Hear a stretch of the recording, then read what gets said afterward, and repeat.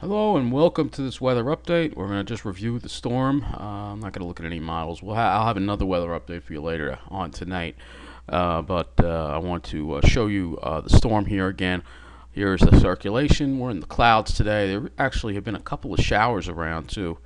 A couple of showers and sprinkles around this afternoon. And we're still dealing with these high winds. So we're going to take a look at some of the observations here and show you what we're dealing with here. In Farmingdale, it's 58 degrees. We have a west wind to 28, gusting to 37. So we're still dealing with these high winds across the area. High winds obviously still resulting in power outages. Good news is the power outage number is now down to 6,824. So we are seeing, less wind damage than we saw last night, but there's still some power outages across mostly smaller ones across the island. Nothing. Not really too many big ones. There are a couple of larger ones here in North America, North Belmore. Like I said, every area, including the South Shore, got hit with power outages. Smaller ones usually due to trees coming down, usually on secondary lines, not primary lines. But there have been some that have come down on primary lines too in some areas that resulted in some larger outages. Most of those have been taken care of. Right now, what we're just looking at are mostly just smaller outages across the area, and lots of them. There are lots of them all over the place. So it's going to probably take until tomorrow before everybody is back online as far as power goes. Still have one in Bridgehampton that's affecting 72 customers. You have quite a few out east. They got hit really hard last night out east, and we're going to talk about some of these wind gusts. Excuse me, that have been going on. Still have Montauk Point out. That's probably going to be a while before they get to that area. It's still a lot of outages. We're going to look at We're going to actually look at the numbers now and go at outages by area. And wait for this to load. So Nassau, we have 1,861 outages, and the hardest hit town seems to be the town of Hempstead. So it is the South Shore. Suffolk. It's also the largest town. So. In Suffolk County, most of the outages, there's a lot in Brookhaven, 1,280, and in Smithtown, 1,099. The highest amounts that I can find there. Huntington, 882. But they're making progress on restoring these power outages. So let's take a look and see what's happened with the trains as far as there hasn't been too many problems on the trains. Believe it or not, even the main line. But there was a service suspension between Mattituck and Greenport due to a tree and wires leading to the tracks east of Mattituck. So the railroad personnel were on scene, and the 525 from Greenport due to Ronkonkoma originated at Mattituck 547. However, no mention of shuttle buses. There probably weren't any. There weren't any last night for the Ronkonkoma. And then we had this that happened last night. There was an issue with debris on the tracks around New Hyde Park. So a non-passenger train striking track debris near New Hyde Park. So there was a delay. There was up to 20-minute delays because of that. Again, because of the wind. But other than that, the railroad actually didn't do too badly. My only complaint about last night is that they didn't get shuttle buses for the people on the Ronkonkoma line. That they should have done. But they didn't because Pat Foy doesn't believe in bringing us shuttle buses, especially on the main line. I'm not going to talk about that again. So let's take a look at some of the wind and rain reports from last night. And some of these reports are quite impressive. We'll just make this a little larger here so you can see here.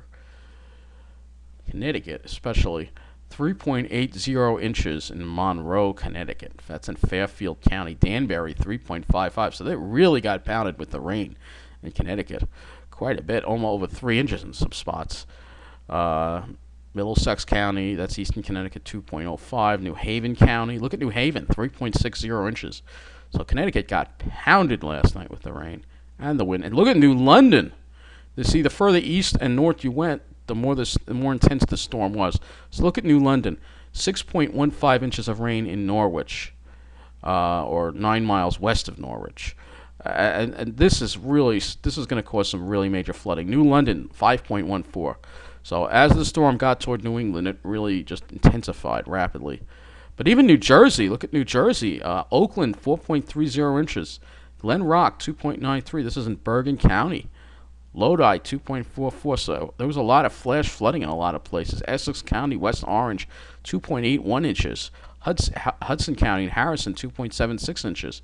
And Passaic County and Pompton Lakes 3.83 inches. So there's some really high rainfall amounts in certain areas. Now we're getting over to New York. You can see our amounts aren't quite as high. The highest amount in Brooklyn was 2.01 inches. In Nassau County, the highest amount was 2.13 in Woodbury, followed by 1.98 in Syosset. These numbers are nothing to sneeze at. These definitely are drought-busting numbers. Levittown 1.78. In Manhattan, 2.39 was the highest amount there. Again, upstate, they got pounded because the storm intensified as it moved further north and east. So Orange County 3.93. There must be a lot of flash flooding over there. 3.93. New Windsor 3.83. Putnam County 3.44 in the Putnam Valley area there. Queens, looks like Jackson Heights the highest amount, 1.89. Rockland County again, Sloatsburg 3.19, 3.14 inches of rain. And then Suffolk County also got pounded because it was further east.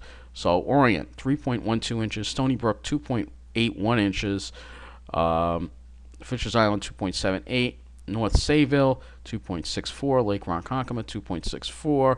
Not going to read over all the numbers, but there's a lot of numbers here. Generally, the higher amounts tend to be east, and the lower amounts tended to be to the west. East Hampton got a lot too, 2.27 inches, so lots of rain. And then Westchester too, Tarrytown 3.36. So it seems like the further north and east you went, the higher the amounts were. Now we get to the wind gusts. In Connecticut, 58-mile-an-hour wind gust in Greenwich.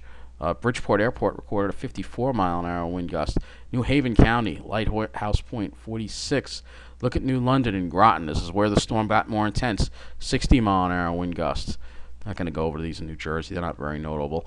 Nassau County, North Merrick, 49 miles an hour. And in Suffolk, oh my gosh, look at this. 83-mile-an-hour gust at Stony Brook. But the center is at 390 feet. So this was an elevated center, but you could see the kind of wind that was involved. Then you had Eaton's Neck, 65 miles an hour. Great Gull Island, a 64-mile-an-hour wind gust. Fisher's Island Airport, 61. Orient 59, Bating Hollow 59, Fire Island Coast Guard 57, Napiog 56, Islip Airport a peak wind gust of 55, and Farmingdale 54, West Hampton 51. So you can see the kind of wind gusts going on, and then White Plains Airport got up to 55 miles an hour last night too. So a lot of strong winds and a lot of heavy rain pummeled the area last night. Now we go to the storm reports. Let me just put this size back to normal here. That's not normal. All right, there we go. So let's look at the storm reports here. We have a non-thunderstorm wind damage in Mattituck. Tree down on the Long Island Railroad east of Mattituck. Large trees down in Selden. Port Jefferson Station. Large trees down across roads. Large tree reported down in Center Mauritius. Snap tree in Union. In Massapequa Park. Social media shows tree snapped on fallen on fence. A large tree fell on power lines and trapped one person in New London. Large tree limbs snapped on houses and power lines in Holbrook.